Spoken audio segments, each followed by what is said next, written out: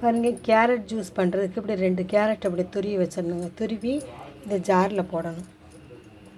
ஜாரில் போட்டு நல்லா இது வலுவலுன்னு அரைச்சிக்கணும்.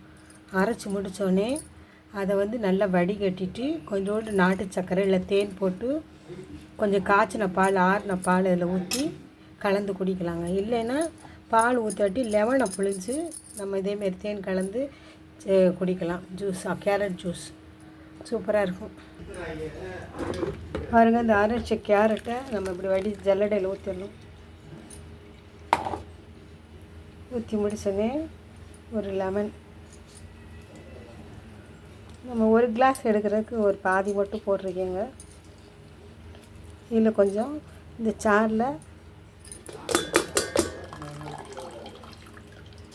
தண்ணி கொஞ்சம் தாங்க ஊற்றி அழைச்சோம். இதில் தேன் கலந்து ஒரு கிளாஸ் காலையில் பிள்ளைகளுக்கு கொடுத்தா அதில் ரொம்ப சத்து இருக்குங்க. இதில் வைட்டமின் சி இருக்குது.